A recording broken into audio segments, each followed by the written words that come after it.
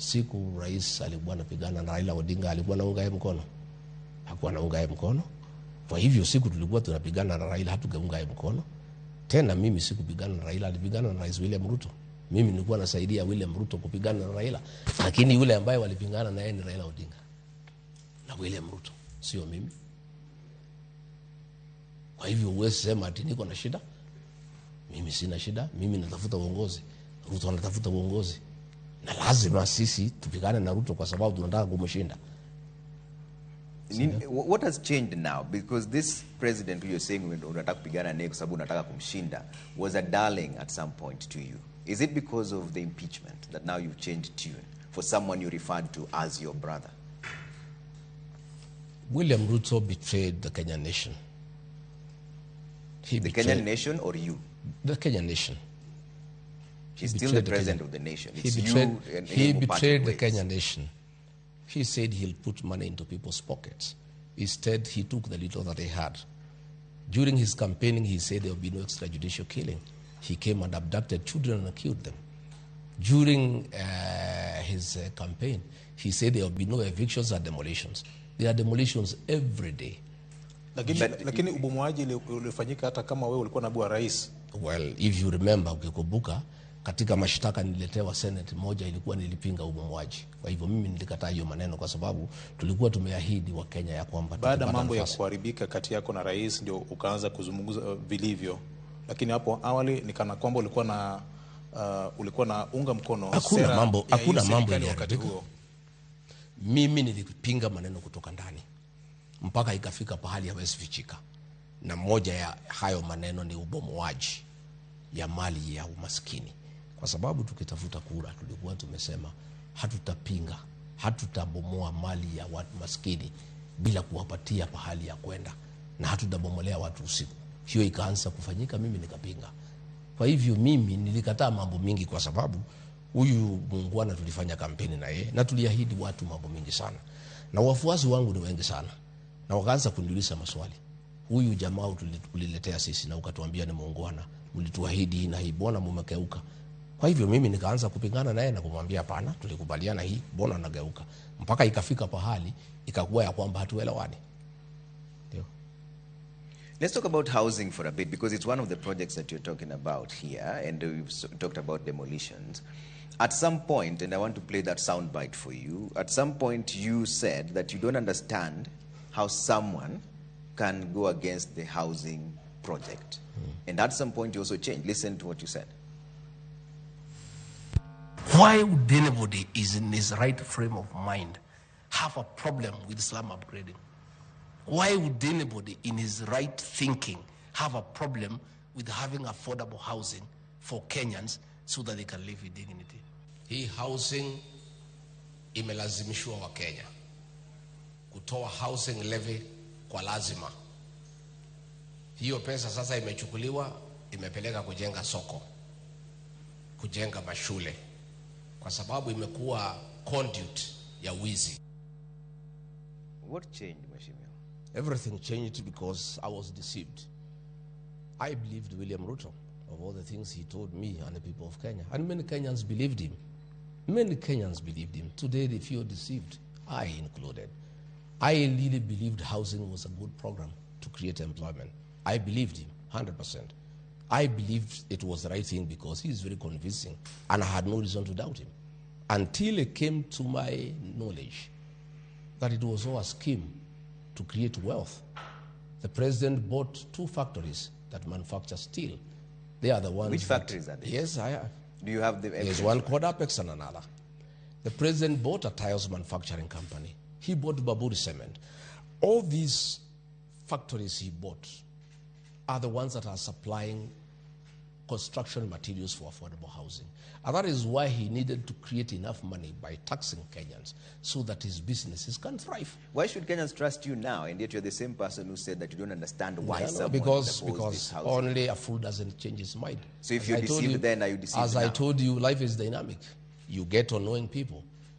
Today, Trevor, you are this. Tomorrow, I know you differently. So then William Ruto was very convincing. He came to us in the mountain with the Bible. And we trusted him because we are Christians, basically. But on assuming office, he became another person. He became a businessman. And I was there as his deputy, and I saw through it. And I couldn't take it. And I said, no, this is not what we promised the people of Kenya. Kwa maana vitu vinabadilika jinsi ulivyosema. Sasa kuna haja gani pia sisi kukuamini wewe kama mwanasiasa? Well, hiyo itakuwa ni Wakenya kama wataniamini, sio wewe. Wakenya wataangalia vile mimi naongea. Wataangalia ile facts mimi naweka kwa meza. Na wataona kama wataniamini. Now people keep on changing their mind. Huyu William Ruto ana shida kwa Wajaluo siku 5 akitukana Rigathi Gachagua na Wakikuyu. Alikuwa huko mwaka 9 akitukana Raila na Wajaluo. Leo anasema baba ni mtu mzuri, Wajaluo ni watu wazuri. No, wait, wacha nimalize. So umeniambia why people change their mind. Let me give you a good example. Okay. Today William Ruto is in Nyanza abusing me for 5 days. Saying I'm this, I'm that, making me a bogeyman and attacking my community. We are tribalist. For 9 years, she was all over the country abusing Raila Odinga, kusema ni mchawi, ni muganga, kusema Wajaluo ni ile watu ya kungoa leri, Wajaluo ni watu ya fujo, kusema huyu Raila haendi kanisa, anakuwa na nyoka mfukoni. He was saying all those things for 9 years. You also said the same thing. Yes, I did, and I'll tell you. I'll explain to you. Let me finish. That is fighting. Yes, I did.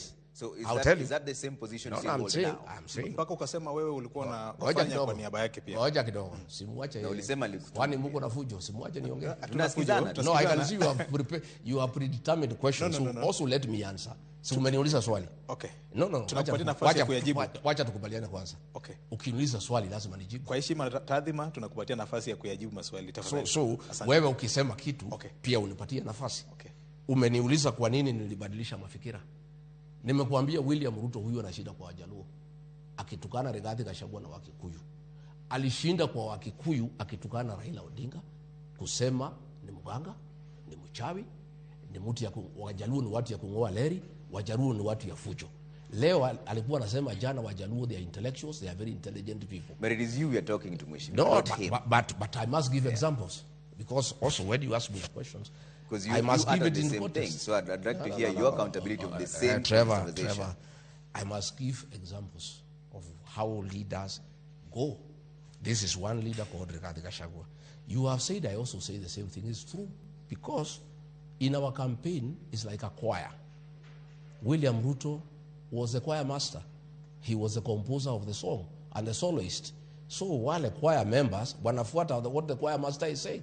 Yeah, ndiye alituambia hiyo maneno. Sasa wewe ulikuwa kwa chorus. Yeah, tulikuwa chorus. But have you now changed your mind? No, me now I'm a choir master. So those who are behind me so now, the song has now changed. I have a different song. Why should they believe you now? But that was not my song.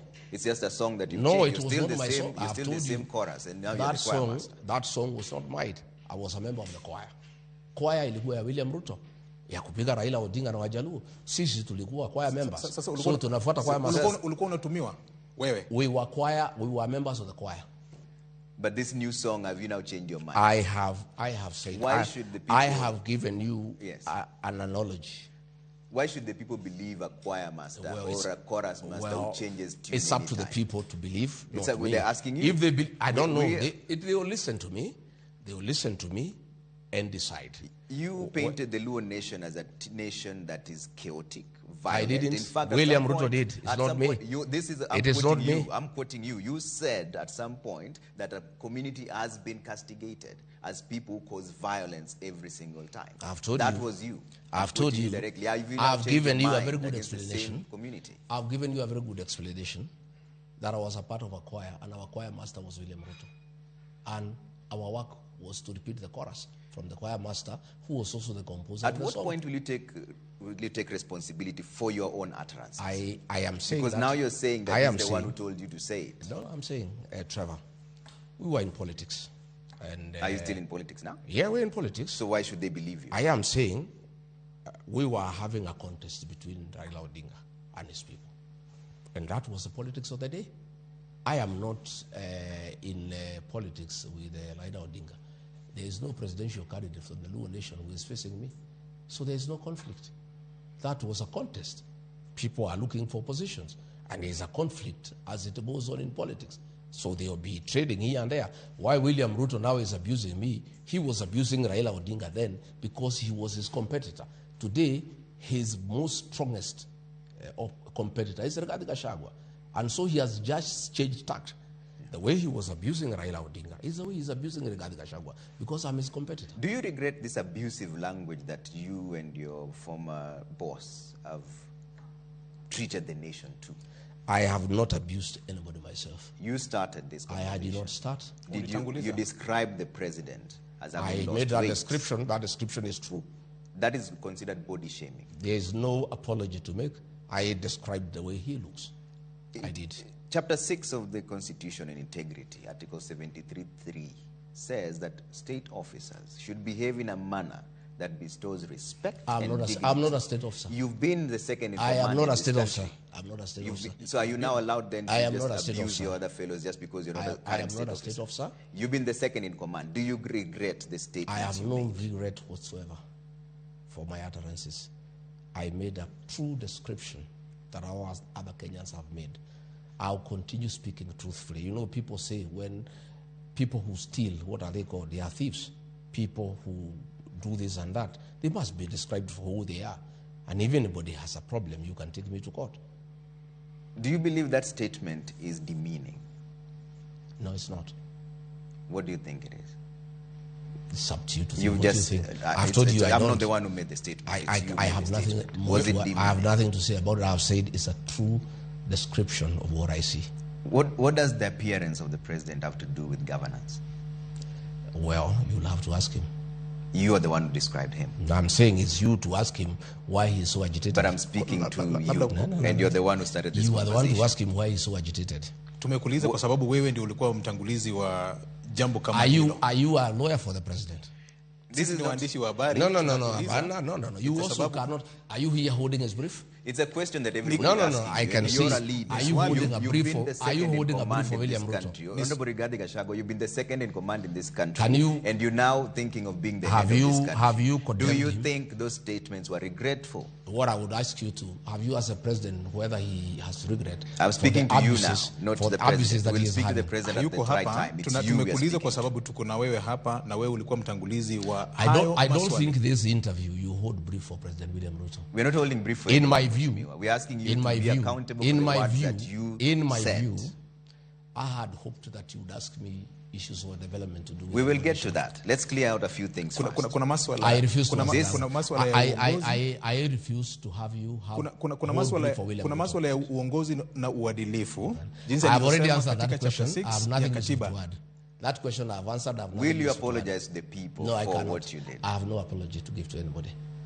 Let me bring up a soundbite of what you said after this back and forth between yourself and the president. And you said that tumefikisha mahali tulikuwa tunataka. Let's play that soundbite so that you just refer to that conversation.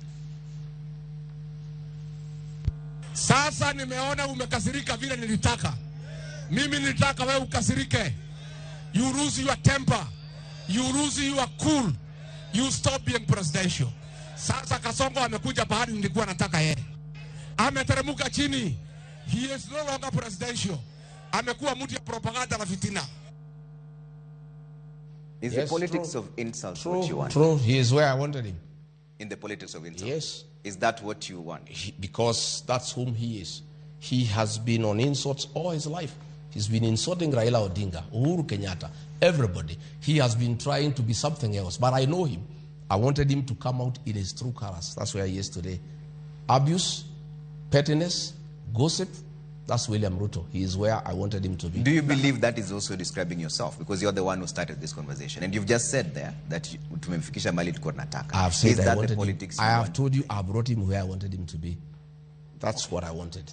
And he is where I wanted him. Jinsi ulivyonena hapo awali, hii tabia yake ambayo unasema ni kutupa cheche za maneno makali, uligundua lini? Nini? Uligundua lini hii mambo ya wakati kitambo sana ama wakati tangu zamani natuliwa katika tangu zamani, lakini nilikuwa nafikiria akipata kiti ya rais atabadilika. Hajabadilika. Hajabadilika. Amekuwa tu vile vuti ya matusi. Alitusi Raila mwaka 9. Sasa amerudi tu pale alikuwa.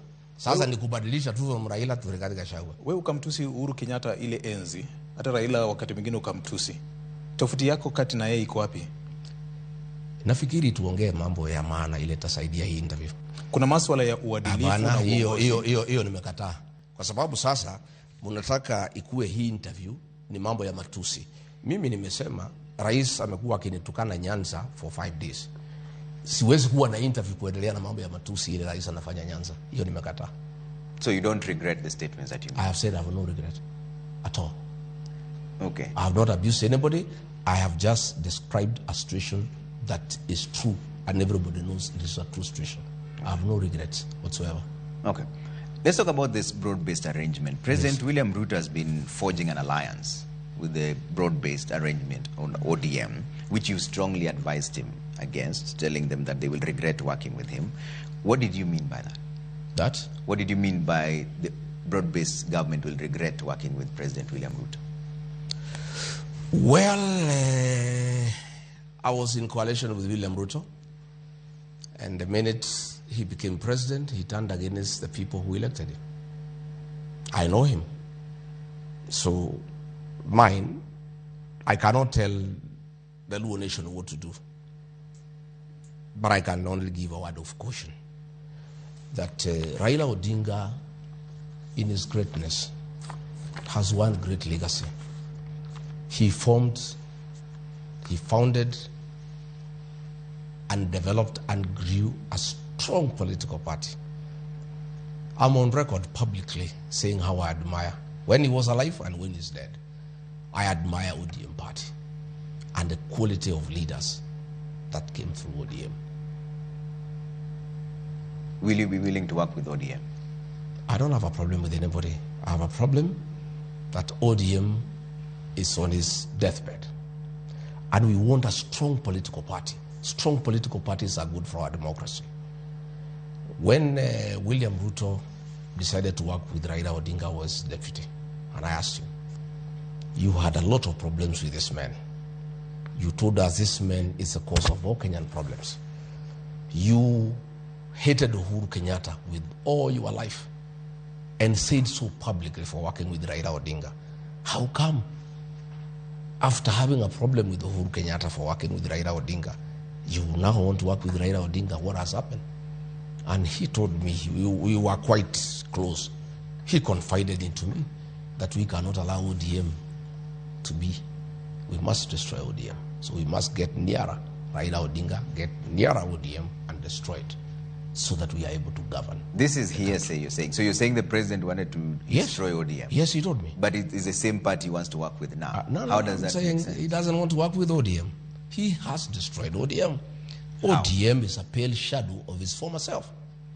What will happen, and you tell me, this NDC that is scheduled for Friday, that is ODM's last supper, and I hear Ruto wants to attend.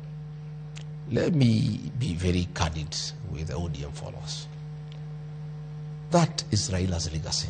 Please don't allow William Ruto to destroy ODM, because I have been in this space before.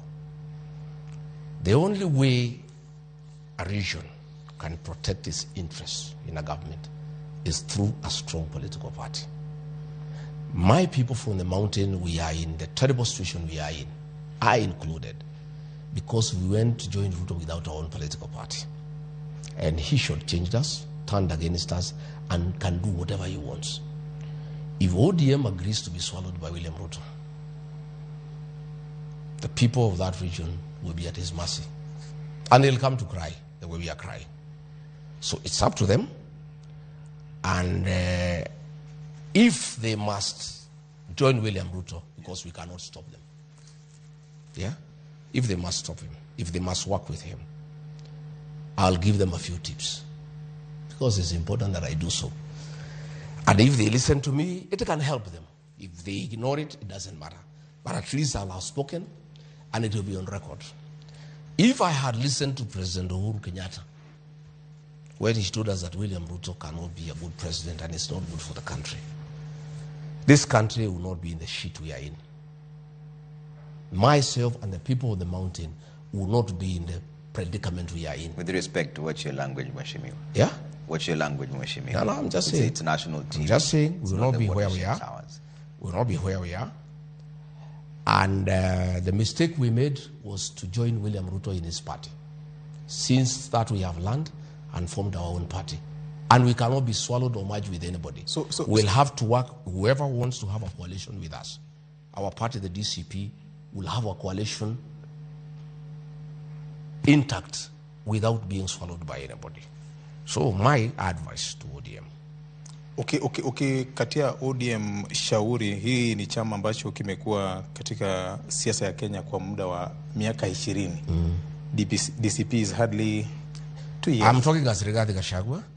It may have been 20 years. I may be nobody, but I cannot be denied a chance to give advice. Maybe you think I'm nobody, but I'm saying I have been with William Ruto as his deputy. I helped him to be president with my people. He shortchanged all of us. So I have something that I know that I can share because I can see ODM is being induced to work with William Ruto. I have some experience that can be useful. Okay. Unless you don't want me to share. Asante. Yeah. Asante. Umenena hapo kwamba nyinyi kama watu wa mlima mlidanganywa kwa sababu hamkuwa na chama cha kisiasa. Kumaanisha chama cha DCP ni cha watu wa mlima pekee? Hapana. Tukiangalia vyanzo vya sheria, chama yetu ni ya kitaifa. We won a by-election in Kisa East in Quisero, that is Kakamega. We won a seat in Narok Township, that is Narok in Rift Valley. We won a seat in Kariobangi North, which is cosmopolitan. But every community has a political home. You know, the Luo Nation, their political home is ODM with other Kenyans. The mountain people, their political home is DCP with other Kenyans. The Kalenjin, their home is UDA with other Kenyans. So every community has a home politically, and that is the way it should be, and it must be that way. But I am saying, what ODM should do, my honest advice, because I can see it being destroyed, and I can see them along the way crying the way the mountain is crying. One, ODM is owed 12 billion through the political parties fund. If William Ruto is serious that he wants ODM to stand as a political party, John Buddy is the CS National Treasury. They should reduce, ODM should demand 12 billion shillings owed to ODM to be released to ODM so that financially they are independent and they can chart their own course. Number two, the president has been to Nyanza and made many promises. He has one budget to go, 2026-2027 financial year. Before the elections and after, he made a lot of promises to the mountain people. Mau Mau roads, this, that. Nothing has been done for 4 years. What ODM must make us reducible minimum?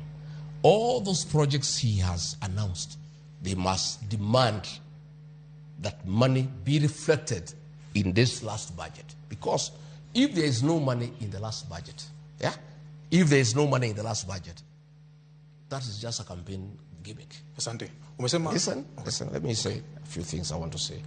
That money should be reflected in the budget. And it should not be a token. If the project is 1 billion, you can't put 50 million in budget for the next financial year and say the project is funded. The money must be put in the budget. Number three, whatever relationship, whatever agreement that they want with William Ruto, let them learn from me. It must be made public. If they are being promised that they will be given the deputy president, it must be announced publicly. Whatever they are being promised, there should be a public pronouncement. Because the mistake I made, we did some things under the table in writing. Even Musalia, they did the same. All those things were not honored by William Ruto. And I can tell the people of ODM, things they are agreeing with him, they will not be honored unless he makes a public pronouncement. And they should demand early enough so that they have time to look elsewhere in case they are not satisfied with what they are agreeing with him. Number four, and the most important, to make sure that ODM stands. William Ruto had no footage in Nyanza. He had no footage in Coast. He had no footage in Northeastern. He had no footage in Western.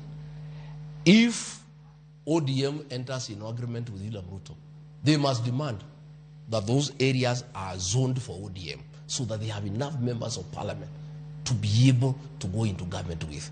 But if they open up their strongholds, William Ruto, and UDA that has no presence in those areas, they will be swallowed. And that is what is happening. Once those things are done, then if they want to enter into a deal with him, they are safe. And I'm just sharing this because, in my community they say, if you are bitten by a black snake, when you see a rope, you run away. A rope that looks like a snake. And I'm just saying, because I can see what is happening, I can see the same deception. The time he is spending in Nyanza, every day he is there, he spent more time. He was 9 years in the mountain. Nowadays he doesn't come. The same script. He was coming to the mountain, promising us goodies, promising us heaven, promising us all manner of things until we elected him. I can see the same script going on. And I have a responsibility as a leader in this country to tell the people of Nyanza, please, I have been through this. Yeah. My people have been through this. We are all crying because we were deceived. We were conned. I can see another con game going on. I can see deception going on. Please be aware. Okay. And if you don't heed and it happens, please never say Rigathi never told us. Wacha nikurudishe nyuma kidogo, Mheshimiwa Naibu wa Rais wa kitambo. Hapo awali ulisema huna shida na hii jamii. Unavyozungumza katika ile structure ya uongozi wa DCP, je, kuna yoyote yule ambaye anatoka katika eneo la Nyanza? Swali la pili, kuna wakati ulisema the position ya PS Interior na CS Finance ilikuwa a reserve of the mountaineers. Yes. Na bado unatuambia unatupenda? No, watu wa Nyanza. My friend, one, Mable Owino, the Deputy Secretary General in charge of strategy, is a Luo girl from Kisumu, very talented young woman, and she's working with me. When I was appointed Deputy President, my Chief of Staff was George McAvoy from the Luo Nation, a great administrator. Lakini aliondolewa baadaye akapelekwa mahali. Ruto alimtoa akampeleka Djibouti. Some funny somewhere. Yeah, I loved the guy, and when Ruto found my office was functioning well and he wanted to bring me down, one of the strategies he did to start undermining me was remove George McAvoy. He's a man I had brought to my office. I have total respect for the community and their professionalism. There's something you asked me. You said CS Treasury. CS Treasury. Yes, it's true. Just the way ODM is saying Deputy President is a reducible minimum. Before we elected William Ruto, we had some demands and we agreed. And those are positions we negotiated. We had negotiated for National Treasury, CS, for CS Interior, for CS Agriculture. That is the way negotiations are done. And I was just saying, what we negotiated, you cannot take away. It does not mean that I have a problem with whoever I was giving. I was just saying, what we have negotiated, give it to me. Just the way we are saying now, I have had Governor Mombasa saying Deputy President is a reducible minimum. If they agree that they are given Deputy President, if they are shortchanged, they must complain. That's the way these negotiations go. So myself, I was quite right in saying whatever we agreed, we delivered. You had said, give me your votes, I'll give you this. We give you our votes, and what we gave you are taking away, I'm saying is wrong. Ukiangalia hiyo ratiba ya wale mawaziri ambao katika baraza la mawaziri ya Rais Ruto, kuna baadhi watu ambao ni wanane kutoka eneo la Mlima Kenya. Yes. Does it bother you? Does it worry you? Not at all. In terms of representation in the cabinet? I negotiated for the mountain in exchange of votes. ODM is demanding 50%. Is there anything wrong? You demand, you know, my friend. This is where the problem is. Politics is a game of interest. This is where the problem is. So what about the other nations and the other tribes? But have you asked? Have you asked Oburu when he is demanding 50? What will happen? That is a conversation they're having, and I'll speak to him when we speak to him. Yes. But we're speaking to you now. The Mount Kenya region has about 8 CSs, more than 15 PSs, and more than 300 in this cycle of government in terms of leadership. Is that fair distribution of resources and appointments, considering my brother Trevor, we had a political negotiation. William Ruto wanted votes from the mountain, 4 million votes. We gave it to him, and we say in exchange This is what we want. That's the way politics are done. And that's why I'm saying ODM cannot agree to dissolve. Because if they dissolve, how will they negotiate with William Ruto? They've not had a conversation of dissolving, but I'm asking you, because you're a leader of the opposition now, and if you have a negotiation with ODM, will you then offer them the 8 slots and the 15 PS? My friend, the dynamics of those negotiations will dictate what will happen then. We are not yet there. Let's not cross the bridge before we get there. Negotiations are informed by the parameters that exist at that time. William Ruto had been rejected by all other Kenyans except the Mountain. He was desperate for the Mountain vote. So we also asked him, we are the only people who are willing to back you. Coast rejected him. Northeastern rejected him. Nyanza rejected him. Western rejected him. Nairobi rejected him. Nobody else was willing to back him. The Mountain was the only stupid region that could not see through him. We were conned, and we have accepted our mistake, and we are going to correct it. But since we are the only ones who are available to support him, we demanded as much as we could, because that's the nature of negotiations. But now, if we are in a coalition like now, we are with so many other people, I don't think we can demand that much, because whoever we are with, we are many of us, you know. But that time, other than the Mountain, nobody else trusted William Ruto. They knew him, and they knew whom he is. Do you understand and history is repeating itself. As we speak today, only that region seems to believe William Ruto can be anything. And that is why they are demanding 50%. And I think they are quite right. Because the Mountain doesn't want him. Coast doesn't want him. Everybody doesn't want him. So the people of ODM in Nyanza are saying, since nobody wants you, can you give us 50%? Do you understand why people are a bit shy to deal with you? Because of the strong language that you use. Even right now, when we speak about a conversation. Say you are shy dealing with me. You have just Don't talk about other people. You just said the Mount Kenya region were the only people who are stupid enough. Yes. That tagging is where the problem is. No, we were labeling communities. I have said that is a feeling in my community that we were conned, and we did not see through the con. We were conned, and we have accepted. And that is a mess, is a language everywhere. We were duped into electing somebody who cannot lead, a businessman who has, reaped the country, who has taken over all the businesses in the country, who has ordered abductions and extrajudicial killings, who has spoiled relationship with other countries. We were duped. And when people are duped, how do you describe them? And I have said myself, I was stupid. I've accepted. I was stupid enough not to see through William Ruto. And that's why I'm saying I don't want anybody else to be conned. I don't want anybody else to be duped. I have a responsibility as a Kenyan leader to tell other people whom I can see they are being conned. You guys, you are being conned. I have been through this with my people. We were conned.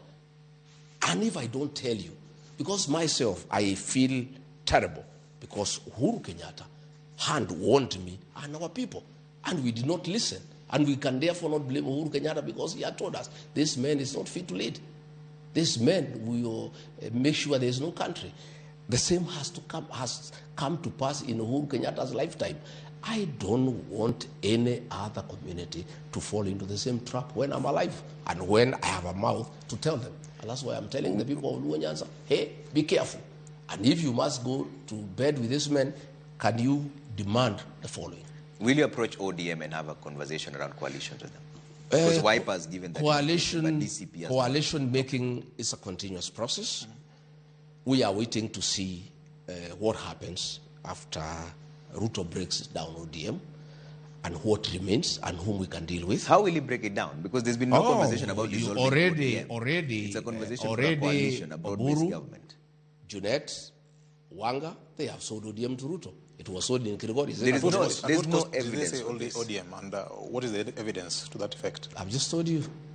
Waliuza chama kwa pesa ngapi? We know these things, my friend. We have been around for a long time. No, explain this when Rigathi tells you your wife is pregnant, go and buy diapers. Let's explain this to us, Mheshimiwa. So you are working currently with the DAPK and Wiper and everybody else. Have you bought them?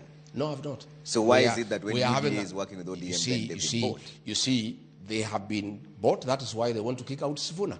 the Secretary General of the No, party. no, let's talk about That is you. why. No, listen, So why? you are asking me why. Yeah, have you bought this No, Wiper I've not and bought DAPK? anybody. They don't So why is building the other coalition between ODM and UDA a matter of one buying the other and not coalition building? Because the people who sold ODM don't want a Sifuna. Because Sifuna has refused to sell ODM to William Ruto. That's why they have called an NDC to kick him out. And that will be the death of ODM. And that's what Ruto wants. He wants to kill ODM. He told me myself that I'll kill this ODM. I cannot allow Again, such that a is strong hearsay. party. So we cannot verify that statement because that was a conversation Go and ask him between when the you two see of you. How much was ODM bought for? I don't know the figure, but a deposit So how has then been do you know paid. it was bought? A deposit has been paid. How How much? much deposit? What? How much much is the deposit? deposit? That is a story for another day. No. So you're the one making the I'll allegation. go and find out also. You're the one making the allegation. Ukasema sisi kazi yetu ni labda kujua zaidi. Pia nyinyi mfanye kazi kidogo, mimi nimepatia nyinyi tip, nyinyi mfanye hiyo ingine. You are also investigative journalists. Go and find out the figure. Okay. And let me tell you what happened. My brother, just open up your eyes. Oral literature, I studied Luo customs.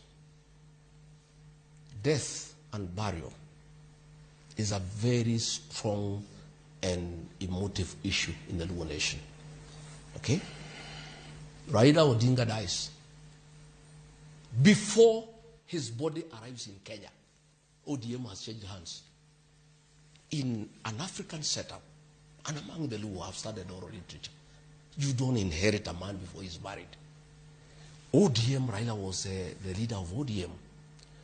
He dies. A team is sent to go and bring his body. Junaid Mohammed conveniently becomes sick. He doesn't go to collect the body. Suluhu gets sick, conveniently doesn't go to collect the body. Oburu, conveniently, the brother doesn't go to collect the body.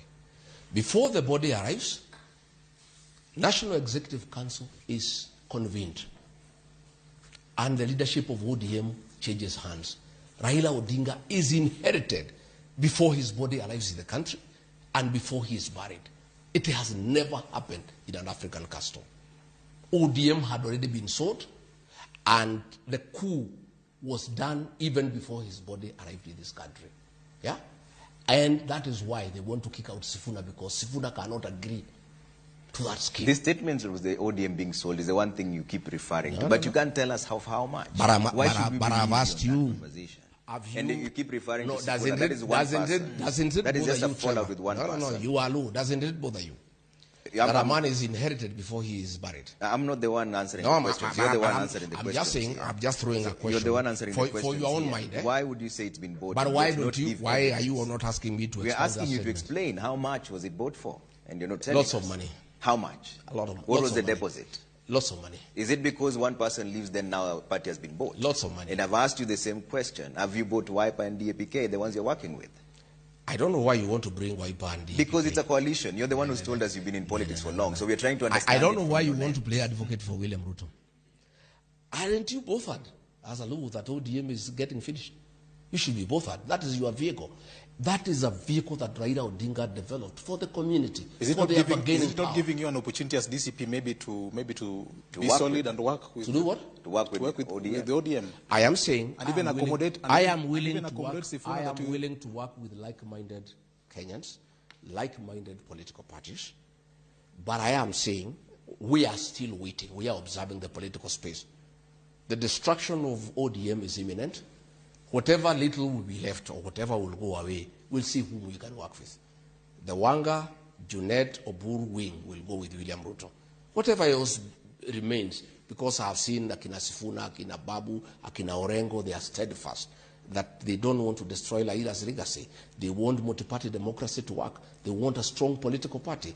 The Akina Orengo are very clear that you cannot finish ODM. Is that the wing of ODM you want to work with? There? Is that the wing of ODM? I you want don't to know work what will remain. Let's see what with? You happens on just Friday. said that they are I'm steadfast. just saying. I'm And that's the listening. Linda Mwananchi team I am where listening. James I'm Orengo is heading listening. I'm Sifuna. listening. Are you working with them? I am listening to Orengo. I'm listening to Babu. I'm listening to Sifuna. And I agree with him that we need good, strong political parties for Kenya's democracy. I'm in agreement with them. So are you likely to work together? Yeah, why not? Have you had a conversation of working? Not yet, but why not? Politics, as I told you, is dynamic. We can work together.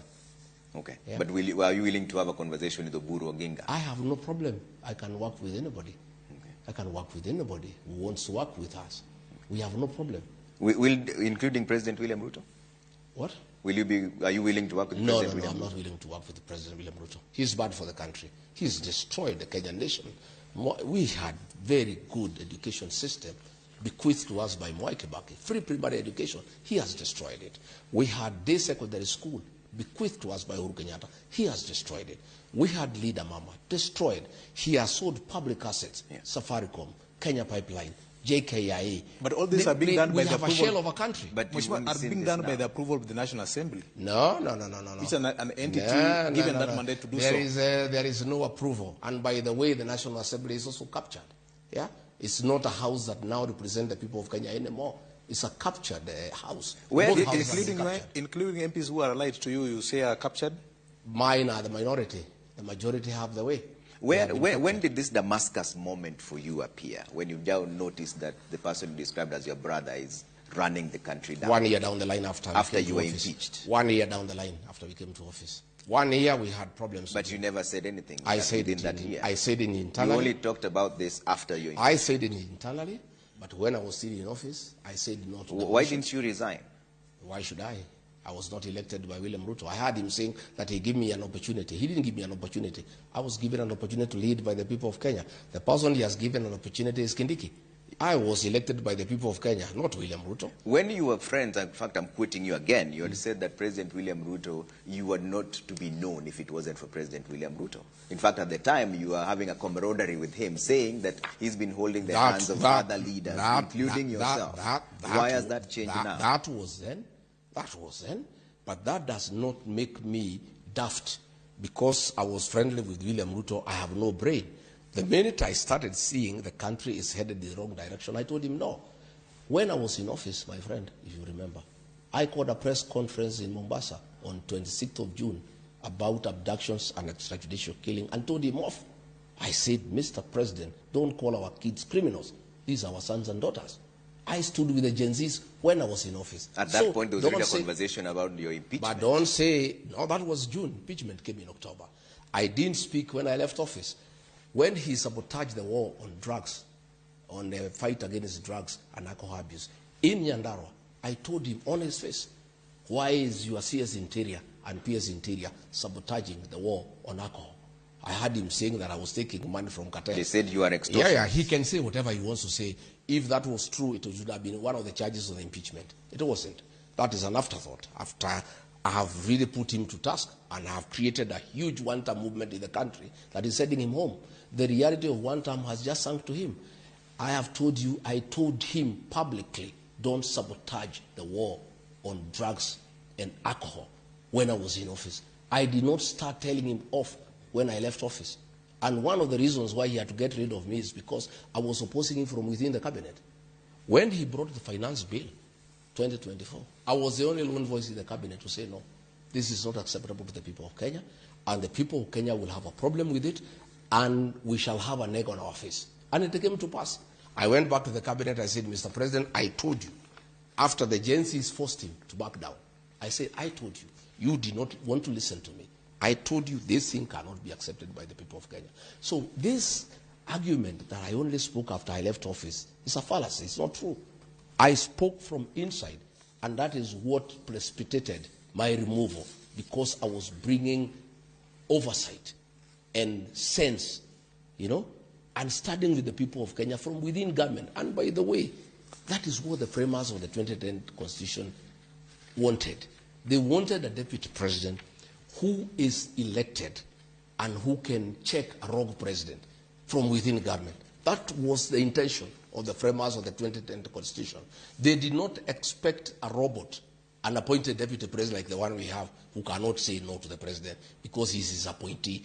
The framers of the 2010 Constitution wanted to bring oversight within the executive so that you have a president and a deputy who are both elected. And since not both of them can go wrong at the same time, if one of them goes wrong, the other one can check him. Hiyo ilikuwa kazi ya bunge. Tuko na makamati mbalimbali za bunge kuangalia jinsi executive inavyotenda kazi yake, mheshimiwa. Are you trying to rewrite what the Constitution says in terms of its spirit and letter? I am saying there is something called the letter and the spirit of the law. The letter is what is written. The spirit is the intention. Why did the framers of the Constitution want 2 elected people, one president and a deputy, elected by the people? So that the deputy president has a voice, because he's elected by the people. The current deputy president we have is a robot. He is somebody's appointee. There is nothing he can say. Everything is yes, sir, yes, sir, yes, sir. You had said in one of the political meetings when you were still in good terms with the president that wewe ni mtu wake wa mkono, wewe ni Mr. Yes, sir. I said yes on good things. I was prepared to be yes, sir, on what is true, what is good, what is constitutional, what is within the law. I had no problem. And for the good things that we were doing, I was supporting him 100%. But when he started abductions, extrajudicial killings, I said no. Okay. When he started demolitions and evictions, I said no.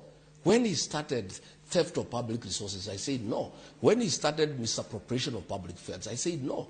I was prepared to be loyal, yes, sir, on things that are constitutional, things that are good, things that serve the people of Kenya, things that are appropriate, and that improves the lives of the people of Kenya. I was more than prepared. Thank you. The minute I realized that what was happening is not what is supposed to happen, I said no. Kuna wakati ulikuwa kama naibu wa rais, wakati chama cha ama coalition ya Azimio walipokuwa na maandamano, tulikuona ukiraukia mapema sana kwa ofisi yako, ukicoordinate masuala ya kudeal with mambo ya maandamano, watu waliuawa, watu wakapigwa vibaya sana, mali ikaharibika. Was this part of the script of saying yes, sir, to the Mr. President? I was not in charge of security operations. The way the security architecture works in you this chaired country, a meeting, Mr. The way the Shima. security architecture works in You this chaired country. some meeting in absence of the president. Yeah. Let me tell you, the way the security architecture works in this country is that the president is the chairman of the National Security Council. He also appoints all the security chiefs and they report to him directly. The deputy president has no say in security operations, except if directed by the president to carry out a certain assignment, or the president is out of the country and deliberately assigns the deputy some duties. That meeting I chaired that one day on a Sunday morning. We had gone to the airport and he was chairing the meeting. At time was going, he told me to continue with the deliberations. Okay. But all decisions on the crackdown on Mandamano were made by the president, executed by Kindiki and Raymond Omolo. I was a bystander. Going to the office early in the morning was part of my routine. I used to go to the office every day at 5, whether there is Mandamano or no Mandamano. I have found some ODM MPs going to Nyanza to tell people that people were killed when I was deputy president. I was not president. I did not appoint the Inspector General. I did not appoint the director of the DCI. I did not appoint Raymond Omolo. I did not appoint Kindiki. Those were appointees of wakati ukasema kwenye kanda kwamba IG wa polisi wa sasa kijana kutoka kwenyu wewe ndio ulimpendekeza kwa rais. Yes. But he is the appointing authority. You can recommend somebody, but he can take it or not take it. So did you recommend the wrong person? Is that what you're saying? Do you regret recommending the IG? No, I have no regret. What happened with IG is that the president decided to sack Kenoti, who was DCI. And I didn't have a problem with it, or say, because he's the president. And I demanded that if Kenoti is sacked, I need a replacement from Meru, because that is a position the people of Meru were enjoying. And so Kome was identified, and I took part in that identification. But I don't take responsibility for his actions. The fact that I said this guy is okay. But the appointing authority is the one who made the final appointment. I made so many other recommendations which he ignored. Yes. Okay. Let's take some feedback here. We're about to take a quick break for the highlights here, but there's quick feedback. Ashley Dan says, shame on you, Ramogi, for inviting a tribalist for an interview. How will you shake off this tag of being a tribalist? Well, to start with, if tribalism is speaking one's language, then Ramogi station should never have existed. Why do you call me to a tribal show? We didn't call you. I'm saying, why does this show exist? You requested us to come here. No, but why does it exist? Why does Ramogi exist? You are being asked here that there's a tag for you being a tribalist. What makes me a tribalist? Shareholding conversation is one but, of them. That's Guru is talking about shareholding. But let's not deflect the question No, to no, other no, people. no, no. It's you who started this Let me tell conversation you, on shareholding. my friend. And people believe that you stand for the mountain more than any other reason. Shareholding is part of the agreement between Wetangula and Musalia Mudavadi, and is signed by William Ruto. Does that make him a tribalist? Shareholding is part of discussion on political negotiations, and is going on as we speak today. And there's nothing wrong with anybody saying, if we support you, this is our expectation. And that's what ODM is saying. And they are saying it so loudly. Why is that person sending you that message, not asking why Oburu and those who are asking for shareholding with Ruto are not tribalists? Because we're speaking to you now. So is that the same arithmetic that you have? That is a tag. Let me tell you, that tag of tribalism has been pushed by William Ruto. But when I was supporting him, he never said I'm a tribalist. When my community was supporting him, he never said I'm tribal. My community and I are not tribal. Ask me why. In the last election, we had a candidate called Mwaura. We never gave him any vote.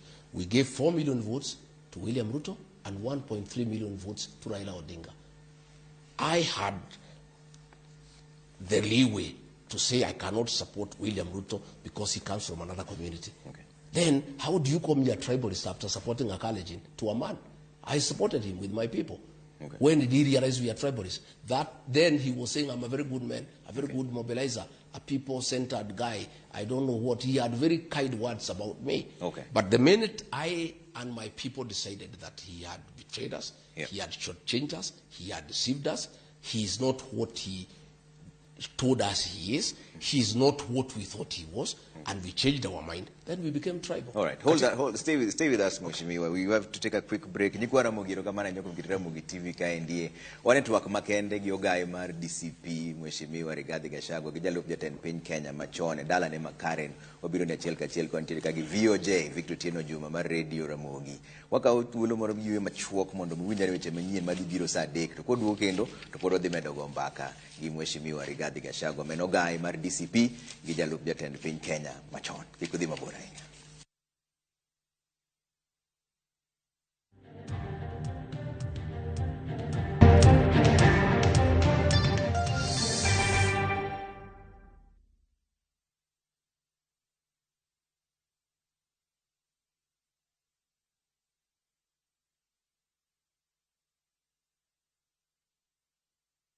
One day, while teaching an oral healthcare class, I saw a little boy who kept covering his mouth. It turns out he had lost some of his teeth and felt embarrassed. But as a hygienist, a child's smile means everything to me.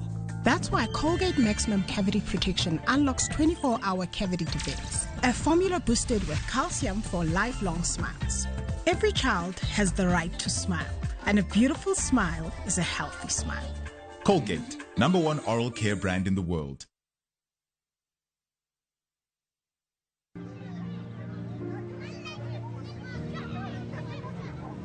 Sagodi rada, imekuwa siku mob sana. Leo nimekaa manzi nataka tuchapiane. Nataka kuombea hao mayouth wote, mbogi zote za kila area. Sasa hii life imekuwa hard sana, lakini tunatambua wewe ndio bazenga. Manzi hakuna wera, hakuna hustle, tunajaribu bana na ifunguki. Shida zimeitana kuitana. Njaa nayo manzi imemulika kumulika, unaona? Tutoe kwa ingori God bana. Jue wenyewe ndio big man bazu. Cheza tu kaa wewe, yani shughuli zifunguke saja. Nenge itatumaliza bana. Hata unajua tu tumbo ikiitisha imeitisha. Cheza tu kama wewe Fadela. Yenyewe ndio mzito. Hakuna mwingine kama wewe. Wewe cheza tu kiwewe jipe. Dial *811*346# to get Sheng Prayer.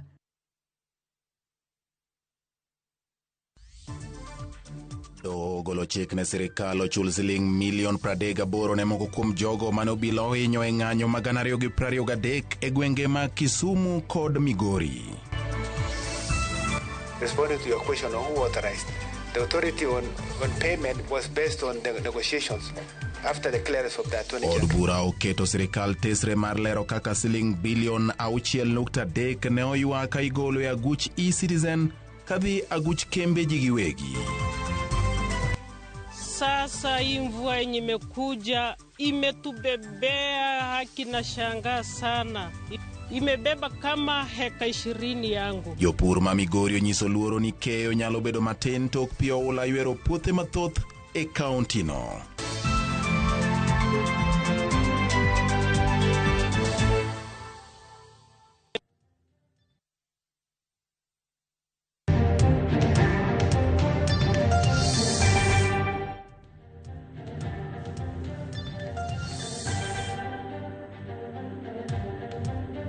Nyikwara muketera mugi TV kapo dwadhi mbele gi chenro mar twak makende ma wantiere godo gi ogaye mar DCP to gi jalup jatend piny Kenya machon Mheshimiwa Rigathi Gachagua wantiere kaendi gi Victor Otieno Juma kata VOJ mar Mugi Radio kwa gombaka kaka chal mar Kenya to gi chal mar Nyanza gi mbaka duto te mag siasa. Neno ka jo usiuro ni penjo mako mang'eny ka nyalo chako penjo penjo mang'eny ka bwana Rigathi Gachagua. Kuna maswali mengi hapa kwa wasikilizaji na watazamaji. Kuna moja na hoji kwamba ulipokuwa katika ofisi yako kama naibu wa rais, kuna jamii moja almost constitute about 50% of staff in your office from your backyard. Does this worry you? This is Edwin Sirega from Migori asking that question. Labda ungejibu hilo swali. Mimi ningeuliza kama inawezekana tuongee mambo ya maendeleo, kwa sababu naona hii interview tumeilegesha kuwa ni kama ni mambo dogo ambayo hainaweza saidia wasikilizaji. Hiyo ni sauti ya mwananchi. Ameuliza swali negative, soma zile positive comment pia iko, because nimeona positive comments kwa issue wakati ya break. Don't be selective, and I think it's also good you be professional. And don't reduce a national show into asking questions that are dragging us. We are very much professional. Those are the questions being asked by the people on Facebook. And I'm sure you have Facebook as well, so you could just check. It's the same I would question think if we can take time to discuss the development of Nyanza, ingekuwa mzuri. Okay. During your tenure, because there is no need for us to spend time talking to a whole community on such a popular station just to deal with the trivialities. We have dealt with them enough. I think it's time you try. We see whether we can discuss issues that can change the lives of the people of Nyanza. So matters leadership and governance. I think we have tackled that half the show. We have tackled that half the show, and that is a problem we had when I had a show here with Okwara. We dealt with the whole show on trivialities and pettiness, and we lost the gist of the interview. Okay, thank you. It's thank also you so good for us, fair enough. because I think it's also important to discuss issues that can impact on lives of the people of Nyanza, and what are my thoughts. Yeah, and that's why I thought this interview was necessary. I cannot guide you on how to do the interview, but I thought it's responsible for you as senior journalists to also allow us to discuss. Do you think responding to the people matters that can change and impact on the lives of the people? Is it worth your time responding to the people asking questions? When are you going to ask issues that concern? We are asking you questions from the people. Because they're also asking the same questions. Even on well, Tuesday, to start with, my office was run by George Makagoy. He's the one who is employing people. So when you find him, you can ask him who was employed there and who was not. I have no details as to the people who was working in that office, other than the senior staff attached to me, where I had a say. Others were public servants that were picked by the Public Service Commission, and the then chief of staff would be in a better position to know than I. Bishop Joseph Omuya from Bondo says, my question to Honorable Gachagua is this. He said that he was singing in the choir of Mr. President. How can Kenyans trust someone who can sing a song without care, even the song has something abusive words in the communities? Well, we leave that decision to the people of Kenya on the ballot day. Do you believe the SGR will be beneficial to the Western region? That's a good question now. Now we are talking. SGR. That's a question from that's now we are talking. Now we are talking. SGR is a very useful infrastructural intervention, not just for Nyanza but for Uganda.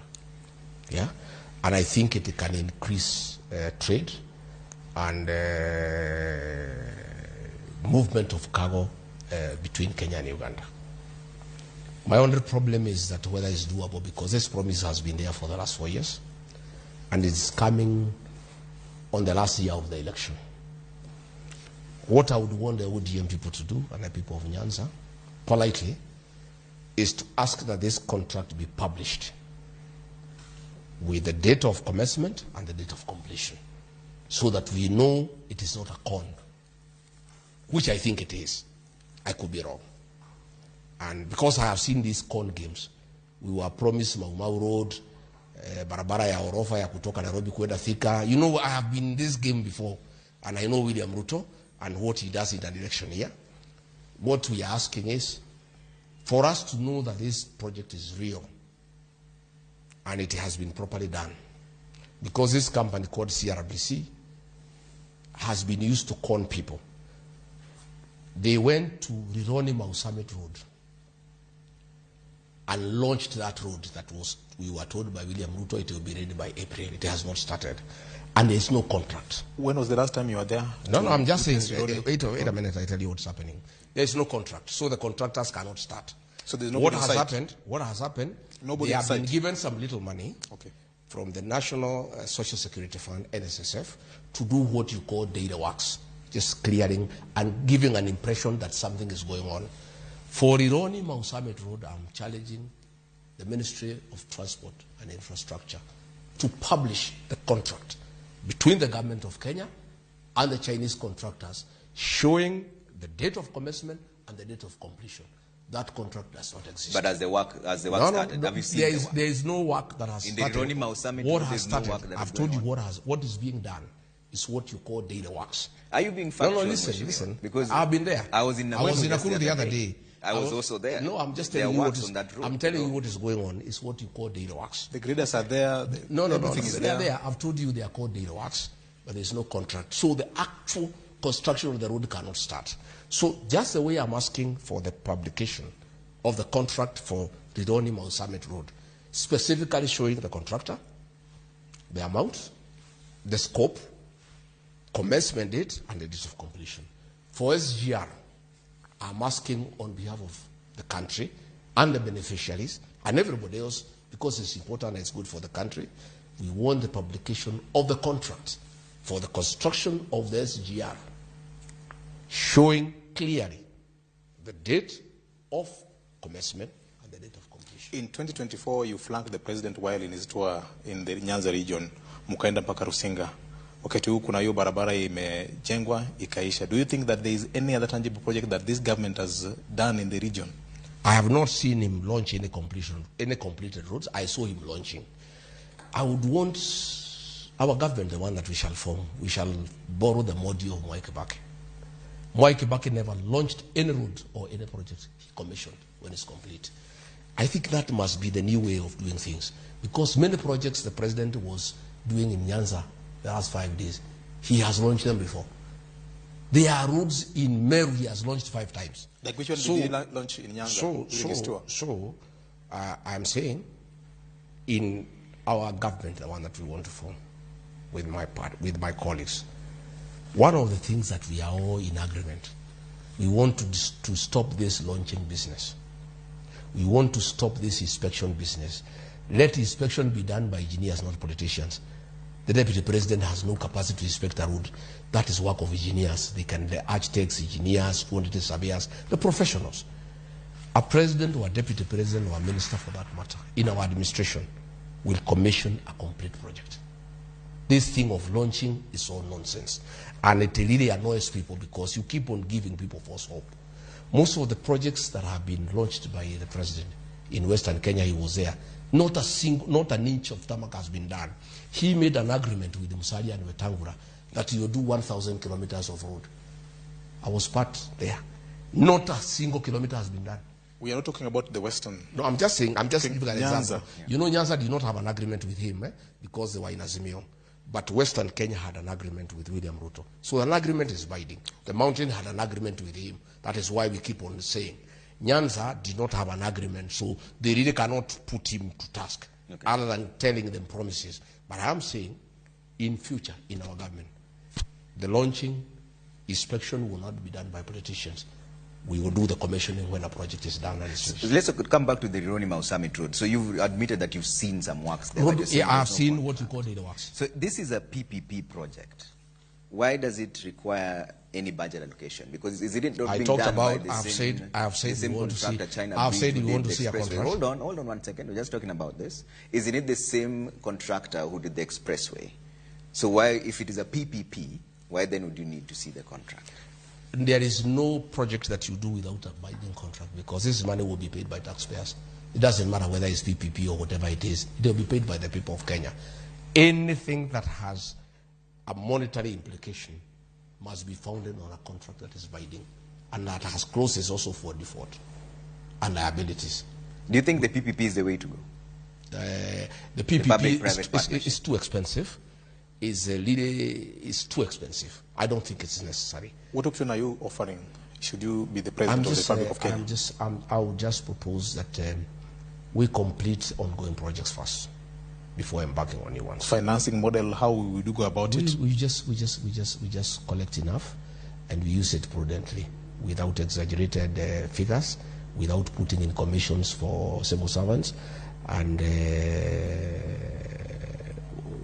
kwetu wanasema unajikuna pahali unajifikia.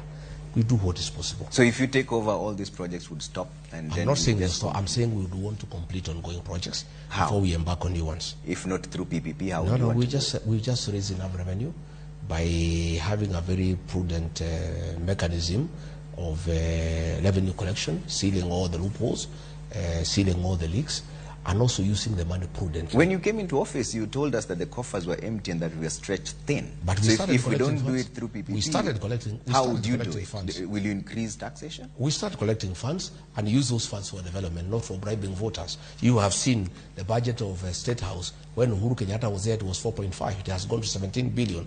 That 13 billion can do so many roads.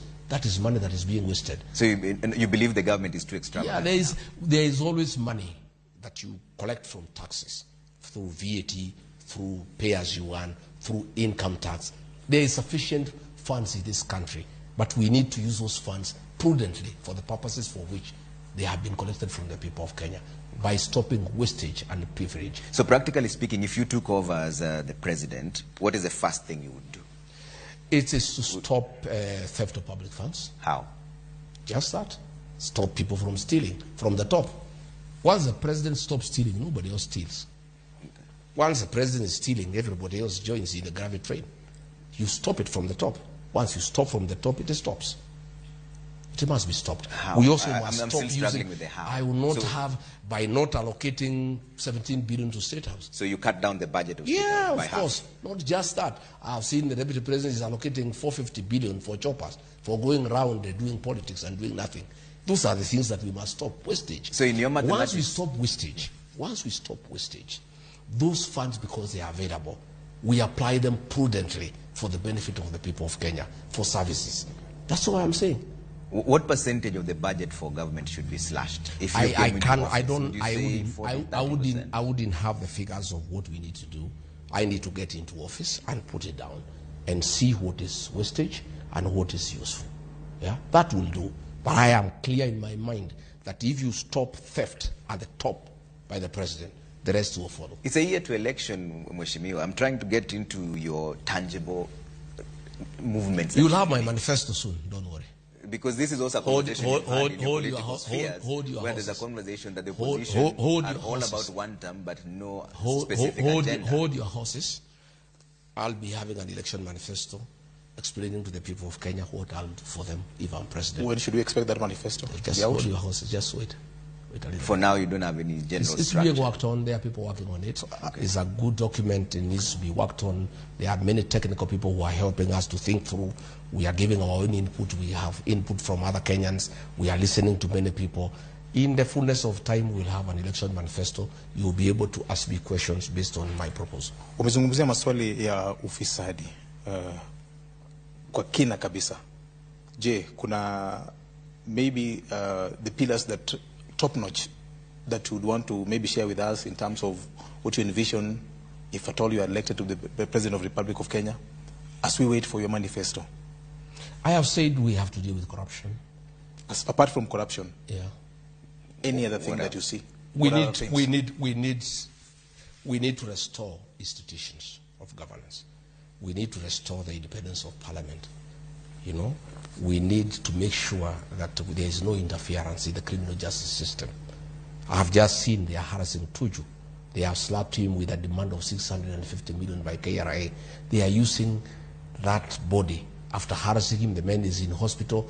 That guy had a bad accident. He injured his spine. He was mishandled by police. He is in hospital. He has not killed anybody. He has not done anything that would warrant that kind of violence against him. The man is in ICU. They have now using KRI to intimidate him so that he can shut up. We must stop the use of the criminal justice system to manage politics. We must stop using police to deal with the business people. I said the other week, there is a tender, there is a work to be done at the Nairobi Railway City that is funded by the British. And there was a tender, and one company quoted 22 billion shillings. The one that the president prefers, called CRBC, who are doing everything. They are doing the Talanta Stadium, they are doing SGR, they are doing Bombers of Kenya, they are doing JKIA, they are doing everything in this country. They quoted 29 billion, a difference of 7 billion. Then the ones who quoted 22 billion, who are the people who had been recommended to do that tender, they went to the appeals tribunal for procurement to intimidate them and to stop them from complaining. They were rounded up from Usenge, where they are doing a road, and put in a plane and deported to China. Yeah. Those are things we must stop. Okay. The use of the criminal justice system to do politics and also to intimidate business people to the advantage of the powers that be. All right. These are the things that we must work on. There's a question here from Steve Ogola. He says, please ask Honorable Rigathi Gachagua this question. Going by his logic of negotiated political settlements, what does DCP or his political faction offer the Luo nation as the alternative to be able to work with him in the lead up to 2027 election? Well, we don't just offer the Luo nation, we offer the people of Kenya good governance.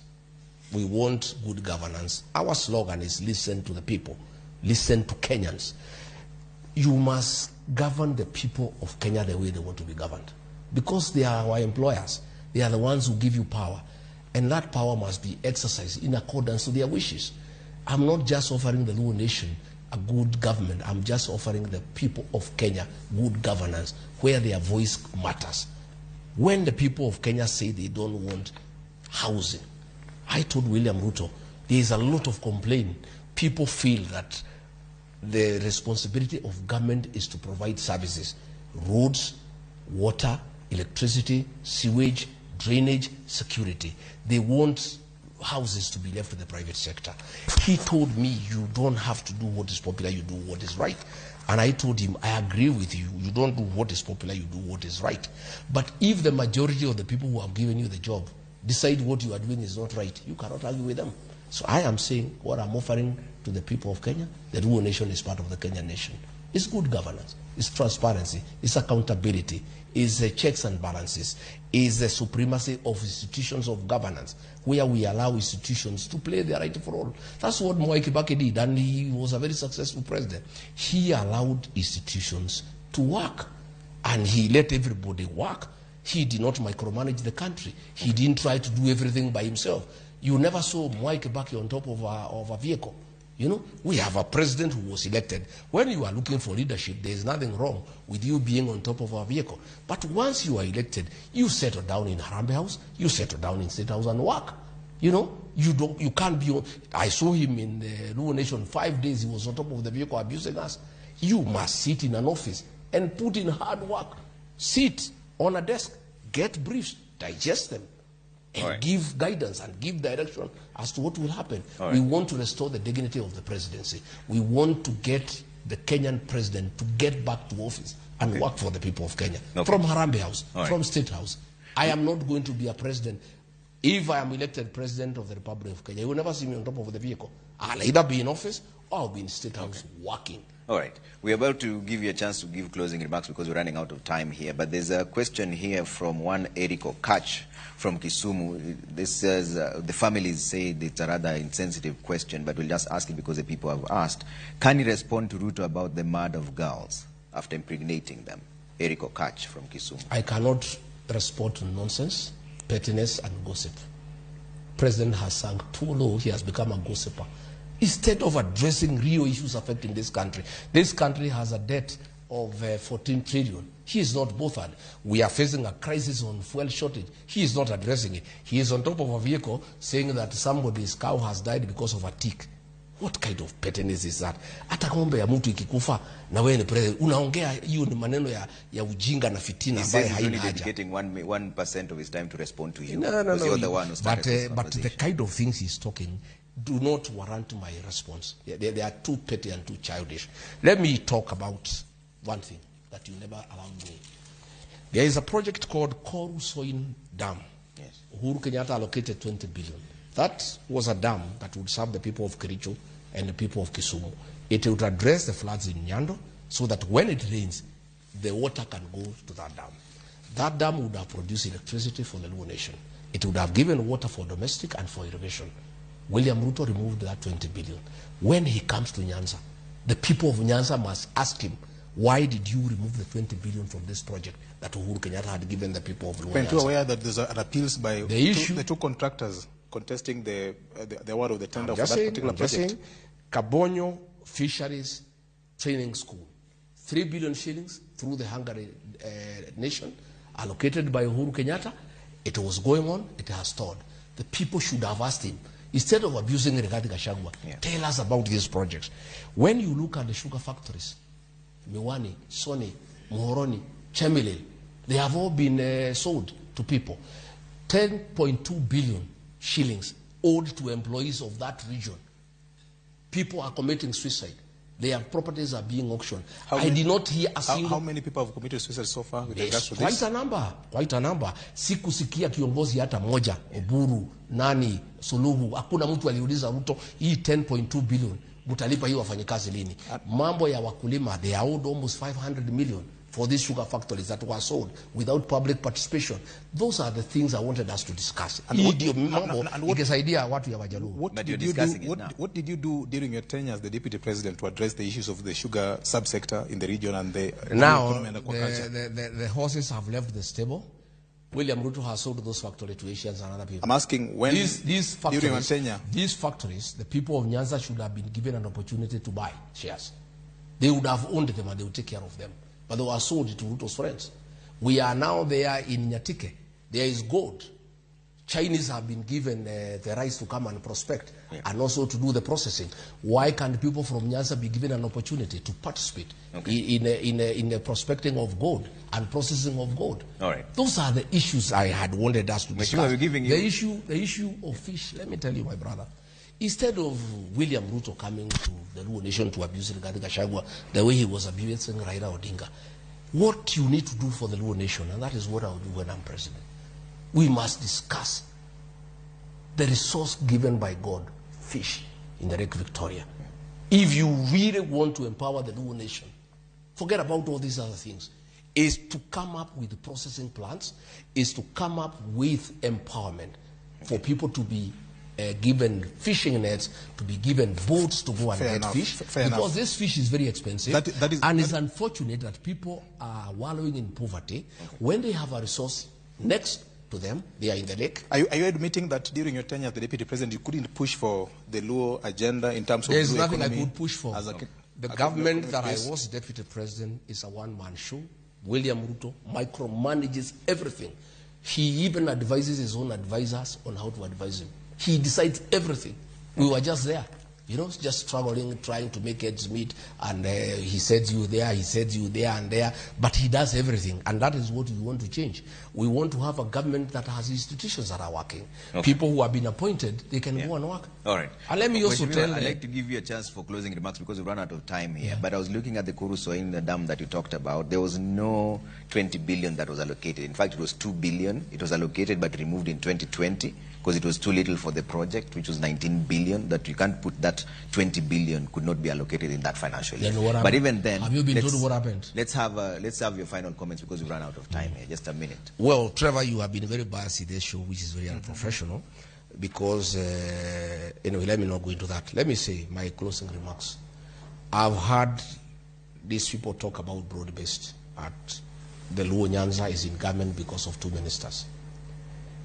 The Luo Nyanza had a vice president called Jaramogi, but they still agitated for justice and rights. They never became complacent because they had a vice president. The Luo nation has had a prime minister. Raila and the Luo people still stood for what is right and justice. The people of Nyanza cannot be bought by positions. During Moi's time, out of 18 MPs, 17 were ministers and assistant ministers. But the Luo nation still stood for what is true and right. I want to tell the Luo nation, you have 2 cabinet positions. Wadai is there for energy. More than 70% of the Luo nation has no electricity. It doesn't mean because Wadai is eating, the Luo nations are eating. We, the mountain, have 8 ministers, but we are opposed to William Ruto because he is doing the wrong things. And those 8 positions are for individual ministers and their families. So these 2 positions the Luo nation have are for those 2 families. It cannot be that the community now can become complacent. They cannot question what is wrong. They cannot question what is not going on well in the country. They cannot demand what is right for the theirs and they pay taxes because they have 2 cabinet positions. The Luo nation has always had very senior positions, but it's a dignified community that has always stood for what is true and what is right. Okay. I'm asking the Luo nation, much as you have 2 cabinet positions, fight for your right, fight for what is just, and make sure that you position yourselves properly so that the interests of your community can be taken care of in the future. Will you be visiting the Luo nation soon? Yes, I will. When is it? When? Well, soon. I'm just working my things around. I hope Raymond Omolo will not sponsor violence against me the way he has been doing in Nairobi. He's been mobilizing people in Nairobi to attack churches. Allegations that no, it's true. He can take me to court. He organized violence in Kariobangi Church. He organized violence in Wiki. It's Omolo. Even this attack on Orengo is Omolo. So you can take this to court? Yes, I can. Okay. He is the one who has been organizing violence in Nyanza. And I want to ask Raymond Omolo, stop violence. So when are you coming to Nyanza? I should be coming soon. Okay. Let me organize myself. Will you be fielding candidates in DCP? Well, I'll come. Will DCP be fielding candidates in that area? I want to tell the Luo nation that if ODM joins UDA, those who are independent people and minded, who are not psychophants, if you don't come to DCP, you are goose is good. You will never get the certificate. DCP is available to the Luo nation.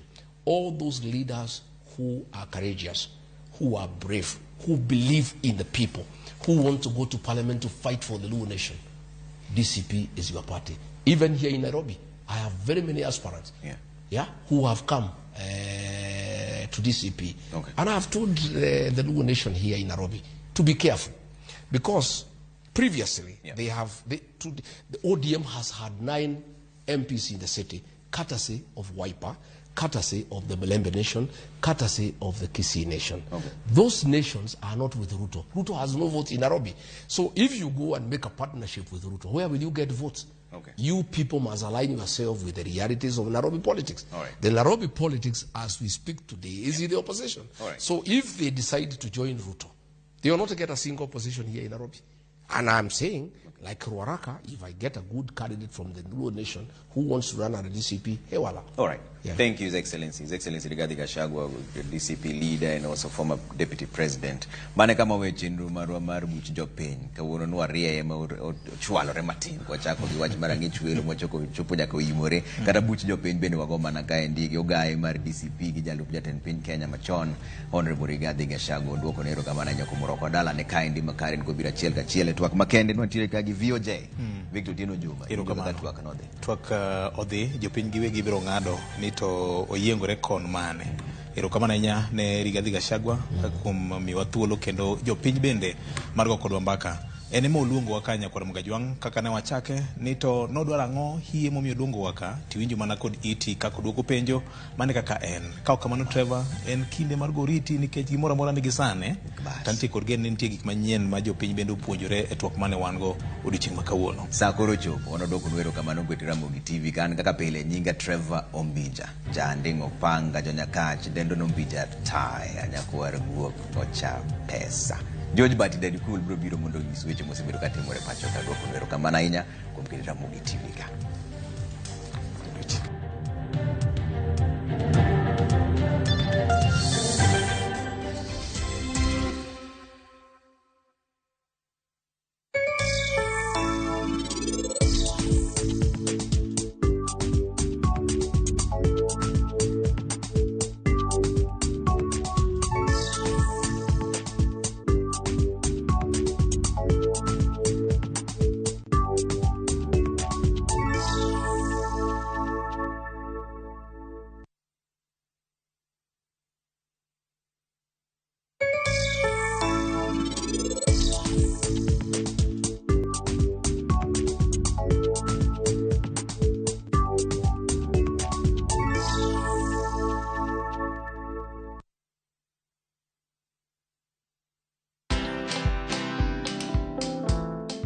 We can't have a bill